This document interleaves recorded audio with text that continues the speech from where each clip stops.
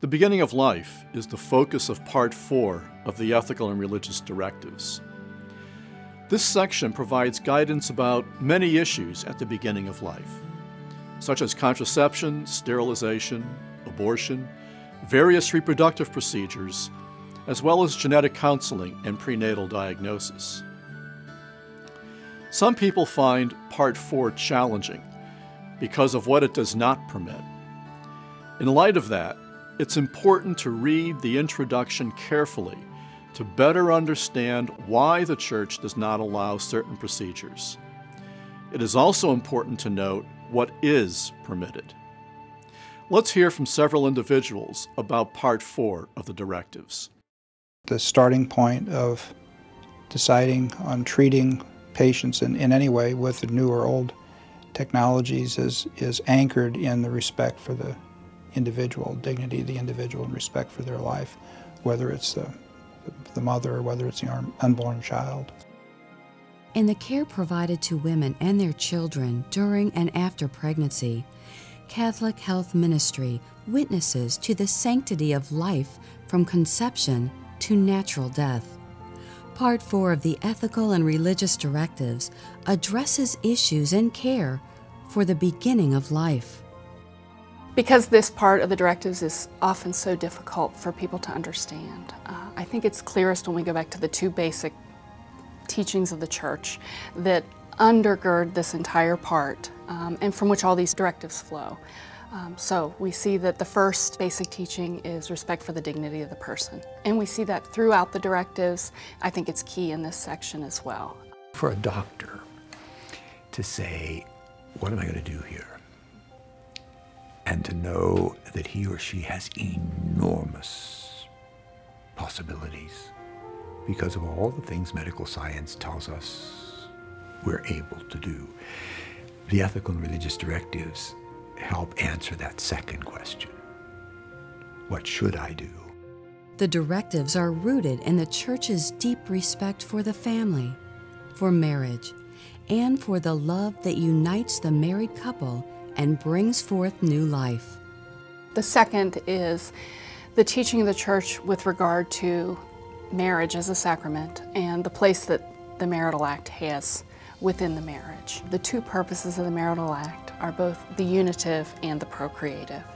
And what's essential there is that those two always be together, cannot be separated, one cannot be suppressed to the benefit of the other. Respect for the dignity of the person and the sanctity of life underlie all of the directives. In Part 4, we see that belief combined with the role of marriage and the meanings of the marital act, and it really does give us good guidance. Reverence for the dignity of each human person is the basis for the Church's teaching about abortion and sterilization.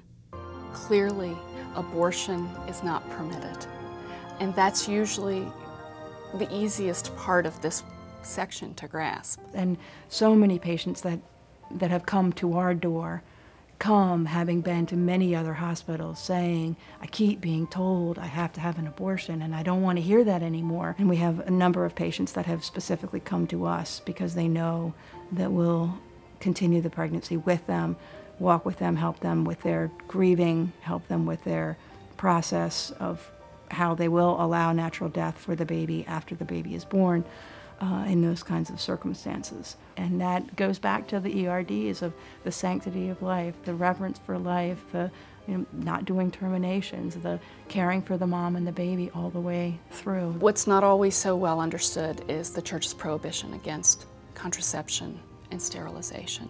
We can see that in contraception or in surgical sterilization that we're separating the procreative, we're suppressing or putting a barrier or a surgical exclusion to the ability to procreate while having the unitive present. And then if we move into the assisted reproductive technologies, the goal is clearly to procreate, but it's not done within the unitive, within the couple. Sometimes difficult cases arise in which life-saving treatment of a mother may harm her unborn child. The directives offer guidance for these cases by employing the ethics principle double effect. It's called the principle of double effect because, in fact, it recognizes that a specific action may bring about two effects. One effect, which is the good effect, is the one that's intended by the person acting. And the second effect, while it might be foreseen or even tolerated, is not the intended action, but one that the person acting or the moral agent recognizes in fact will happen. One of the most classic examples was that of ectopic pregnancy. If a woman comes into an emergency room and is in really severe pain, and it clearly seems that she may be about to rupture, or her fallopian tube may be about to rupture, there's a recognition first that she is pregnant and that the zygote in the fallopian tube cannot continue to live outside of the mother's body. But there's also a recognition that unless the physicians intervene, neither the mother nor the zygote will continue to live at all. So there's a need to intervene surgically with the removal of the fallopian tube. The good effect in that case is saving the life of the mother. The evil effect, which is foreseen but not intended, is the intervention that will end the life of that zygote. So the principle of double effect applies there because the intention is a good intention. The inherent dignity of each human life, from its conception until natural death, requires a profound respect that characterizes the care described in the directives. Human life is a gift, and we're the stewards of that gift, not the owners of it. And I think that is a primary principle that Catholic healthcare recognizes. We're custodians. We're the stewards of this incredibly wondrous gift. The reverence for life, that sort of intangible, is something that patients feel. When they do come here, they'll talk about it. There's more a feeling of compassion and true caring. And it percolates through the entire hospital. As we close our presentation about Part 4, there are a couple of ideas in the introduction that are critical and that I wish to highlight. As with earlier sections of the directives, this one is framed in terms of respect for human dignity. Respect for human dignity leads to a profound respect for the sanctity of human life and the sacredness of marriage and of the Marriage Act. With regard to the Marriage Act, it is important to note that the Church believes that God created this act to be both unitive, or love expressive, and procreative, and that these two purposes ought not be separated.